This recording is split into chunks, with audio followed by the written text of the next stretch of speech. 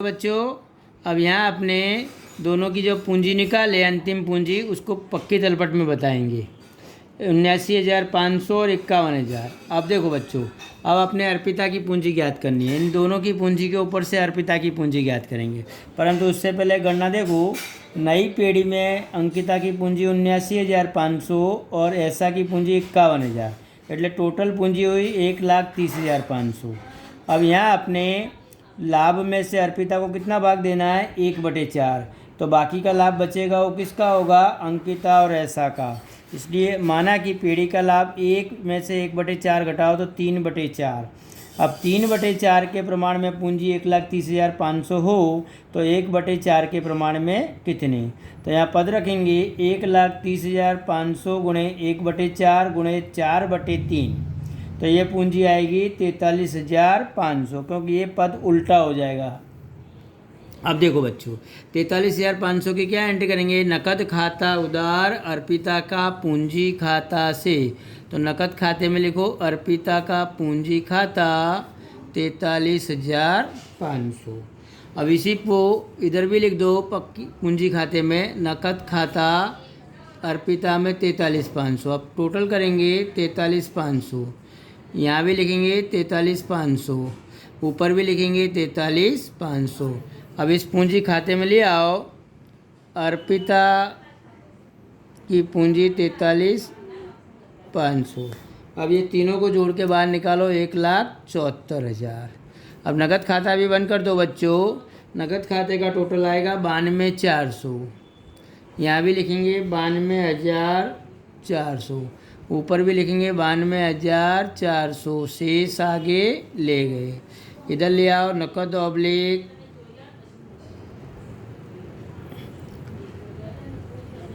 92,400।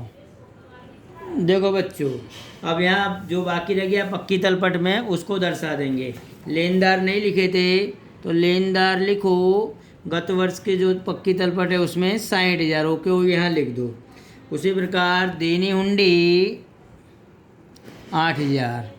अब देखो बच्चों, संपत्ति लेना बाजू से देखो, यंत्र आ गए, फर्नीचर आ गए, स्टॉक नहीं आया तो स्टॉक लिख दो 13,600।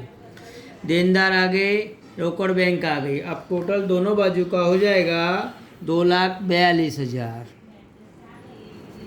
यहाँ भी लिखो 2,42,000। 2,42,000 से ये सवाल पूरा होगा बच्चों। देखो बच्चों, अब अपने 18वें सवाल को हल कर रहे हैं। उसके पहले सवाल को पढ़ लेते हैं। जैनी और अन्य 3:2 के प्रमाण में लाभानी बांटने वाले साझेदार है। 31/3/16 के दिन की पक्की तलपट निम्न अनुसार है। अब नीचे समायोजन दिए। प्रियंका ख्याति पेटे 14,000 नगद लाएगी। जैनी और अन्य नई पीढ़ी में कुल पूंजी के 20% जितनी पूंजी प्रियंका लाएगी। नया लाभानी का अनुपात 2:2:1 है। डूबत ऋण अनामत का प्रावधान आवश्यक नहीं है। यंत्र की कीमत में 10% की कमी करनी है। मकान की बाजार कीमत 70,000 है। विनियोगों की बाजार कीमत 68,950 है। जैनी और अन्य नई पीढ़ी में अपने दोनों की कुल पूंजी से संबंधित नए लाभानी के अनुपात में रखेंगे। आवश्यक समायोजन बैंक खाते द्वारा करना है और आवश्यक खाते और पक्की तलपट तैयार करनी है। देखो बच्चों, अब इस सवाल के अंदर अपने सर्वप्रथम पूंजी दर्शा दो। शेष आगे लाए। अब इसकी पूंजी लिखो 70,000 जैनी की और अन्य की लिखो 50,000 56,000 और इसमें डैश। सबसे पहले पूंजी बता दो। उसके बाद सामान्य अनामत दिया है उसको अपने 3:2 के अनुपात में बांट देंगे। यहाँ लिखो सामान्य अनामत। अब उसको दिया है उसको बांट दो, तो बांटने पे उसकी रकम आएगी 5,040 और उसकी रकम आएगी 3,360 रुपये डैश इसमें। उसके बाद रोकड़ अनामत दिया है 4,200 रुपये, उसको भी बांट देंगे। रोकड़ अनामत यानी नगद अनामत, तो मतलब रोकाण अनामत यानी विनियोग अनामत। तो विनियोग अनामत यहाँ दिया है 4,200 रुपये, उसको बांटने पे 2,520 रुपये इसको मिलेंगे और 1,680 रुपये उसको मिलेंगे। उसके बाद अब नीचे देखो नगद बैंक खाते की बाकी दी है, तो यहाँ शेष आगे लाए वह रकम दी है 39,200, तो यहाँ 39,200 शेष आगे लागे लिख दो बच्चों। अब देखो यहाँ दिया है कि प्रियंका ख्याति पेटे कितना लाएगी, 14,000 रुपये। तो क्या एंट्री करेंगे, नगद खाता उधार ख्याति का प्रीमियम खाता से, तो ख्याति का प्रीमियम खाता 14,000 रुपये यहाँ बता दो बच्चों। अब ये ख्याति के प्रीमियम को अपने बांटने से पहले थोड़ी गणना देख लेते बच्चों। देखो बच्चों, अब पुराना प्रमाण दिया है 3:2, नया प्रमाण है 2:2:1। अब साझेदार का त्याग बराबर पुराना माइनस नया भाग, जैनी 3/5 माइनस 2/5 नया भाग, तो कितना बचेगा 1/5। अन्य 2/5 माइनस 2/5 इज इक्वल टू 0। तो पूरा लाभ किसको मिलेगा, जैनी को। ऐसा बोले तो भी चले, पूरा त्याग जैनी ने किया, तो इसलिए पूरी ख्याति की रकम किसके खाते जमा होगी, जैनी के खाते। तो क्या एंट्री करेंगे, ख्याति का प्रीमियम खाता उधार 14,000 जैनी के पूंजी खाता से, तो पूंजी खाता में लिख दो ख्याति का प्रीमियम खाता 14,000 रुपये और डैश डैश बच्चों। अब देखो दूसरा समायोजन दिया है कि जैनी और अन्य नई पीढ़ी में कुल पूंजी के 20% जितनी पूंजी लाएगी, इसको अपने सबसे लास्ट में करेंगे बच्चों। अब नया लाभानी का अनुपात 2:2:1 रखना है, जो अपने रख दिए। डूबत ऋण अनामत की अब आवश्यकता नहीं है। देखो बच्चों, डूबत ऋण अनामत की आवश्यकता नहीं है, तो पुनः मूल्यांकन में अपने क्या कर देंगे, जमा कर देंगे। डूबत अनामत खाता 2800, और यहाँ देनदार पूरे बता देंगे। देनदार जो है यहाँ पूरे 56,000 रुपये के बता दो। और फिर आगे दिया है यंत्रों की कीमत में 10% की कमी करनी है, तो यंत्रों में कमी कर दो। पुनः मूल्यांकन खाते की उधार बाजू यंत्र खाता 1750, और संपत्ति में लिखो यंत्र 17,500 माइनस कमी 1750, और घटा के बाहर निकाल देंगे यंत्रों को 15,750। अब देखो बच्चों, अगला समायोजन दिया है, मकान की बाजार कीमत 70,000 है। मकान जो दिया है उसकी कीमत में 28,000 रुपये की वृद्धि हुई, तो यहाँ लिख दो मकान खाता 28,000, और संपत्ति लेना में लिखो मकान 42,000 का था प्लस वृद्धि 28,000 की, जोड़ के बाहर निकाल दो 70,000। आगे इस प्रकार करना है बच्चों। उसके बाद विनियोगों की कीमत 68,950 रुपये दी है। देखो बच्चों, अब ध्यान देना है, विनियोग यहाँ 63,000 के दिए, और विनियोगों की कीमत कितनी दी है, 68,950 रुपये।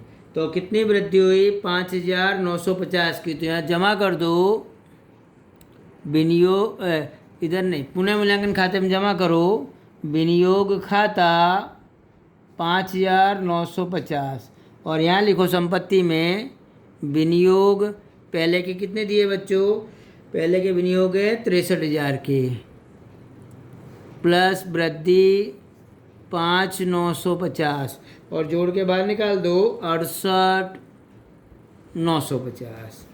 अब देखो बच्चों, उसके बाद जैनी और अन्य नई पीढ़ी में पूंजी वगैरह रखेंगे, वो बाद में करते हैं। अब अपने पहले पुनः मूल्यांकन खाते का टोटल कर लेते हैं। पुनः मूल्यांकन का जमा बाजू का टोटल आया 36,750, उधर बाजू भी लिखो 36,750, अंतर की रकम 35,000 रुपये, और जैनी और अन्य के बीच बांट देंगे।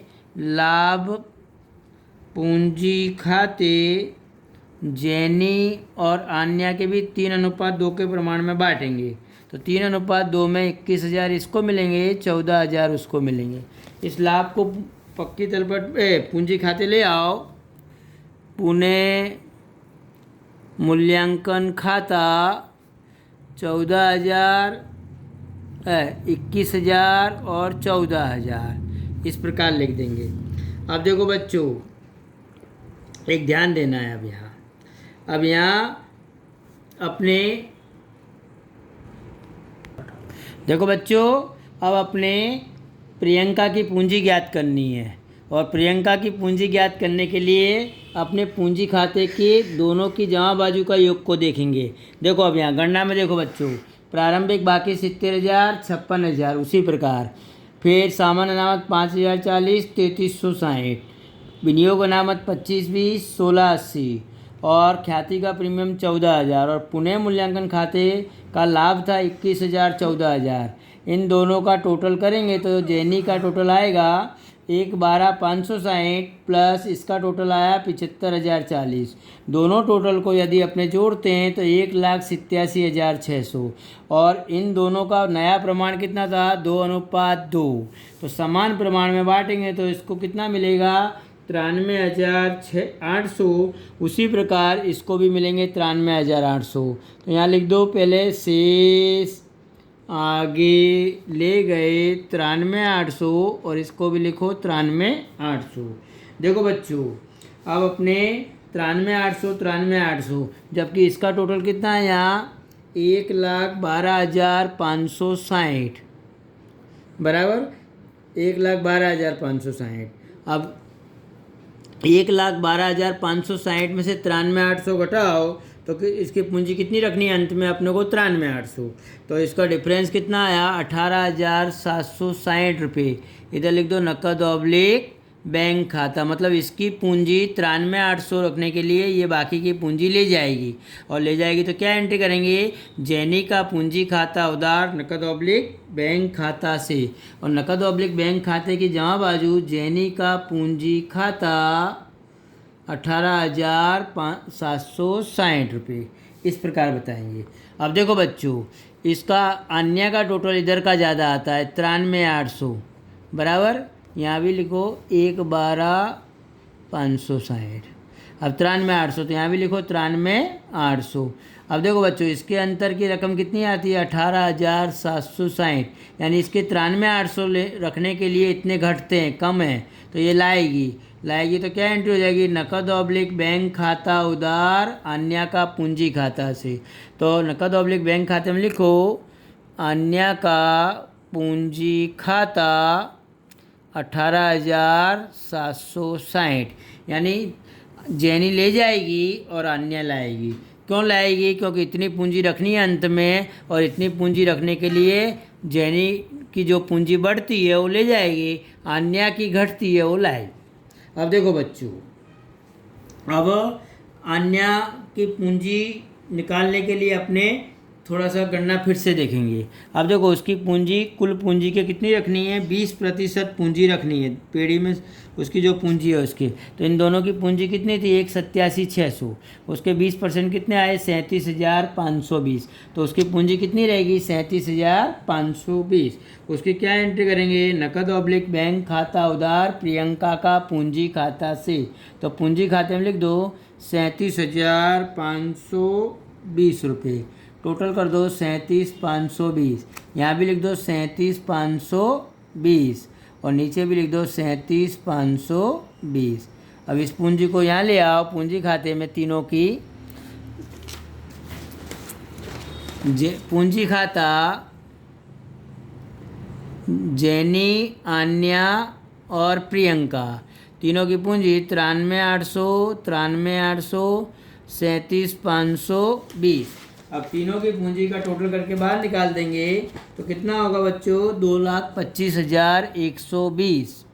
अरे इसमें सॉरी बेटे बच्चों नकद खाते में लिख दिया भूल से इधर ले आओ पूंजी दायित्व बाजू पूंजी खाता जैनी अन्या प्रियंका 93,800 और उसकी 37,520 टोटल करके बाहर निकाल दो 2,25,120 रुपये। अब देखो बच्चों इतना करने के बाद नगद खाते का टोटल करेंगे अपने नगद खाते का टोटल होगा। अब उससे पहले अपने इधर पूंजी भी लिख देते हैं क्योंकि वह पूंजी कितना लाई थी 37,520 रुपये। उसको क्या एंट्री करेंगे नकद खाता उधार प्रियंका का पूंजी खाता से। तो प्रियंका का पूंजी खाता 37,520। अब नकद खाते का टोटल करते हो तो कितना आएगा 1,09,480। यहाँ भी लिखो 1,09,480। उसमें से 18,760 घटाएंगे तो अंतिम बाकी बचेगी 90,720 शेष आगे ले गए। इसको यहाँ ले आओ बच्चों नकद ऑब्लिक बैंक खाता 90,720 रुपये। अब देखो बच्चों अब पक्की तलपट में जो जो बाकी रह गया उसको लिखेंगे। लेनदार रह गए तो लेनदार लिखो कामदार लाभ भाग बंडोल, तो इधर लिख दो कामदार लाभ भाग बंडोल। वह रकम दी है 31,500, तो 31,500 बता दो। उसके बाद जो रकम दी है लेनदारों की, तो लेनदार कितने दिए बच्चों यहाँ 44,800 के, तो 44,800 के लेनदार। अब संपत्ति में देखो बच्चों मकान आ गया, यंत्र आ गए, विनियोग आ गए, देनदार आ गए, बैंक आ गई, मतलब कंप्लीट आ गए। और इसका दोनों का टोटल करेंगे तो 3,01,420, यहाँ भी 3,01,420 से खाता बंद करेंगे। इस प्रकार इस सवाल को बच्चों अच्छी तरह से अपनी नोट में 1-2 बार हल करना, जिससे कोई भी प्रॉब्लम ना आए, और प्रॉब्लम आए तो समझ लेना मुझसे पूछ सकते हो। बराबर बच्चों, ठीक।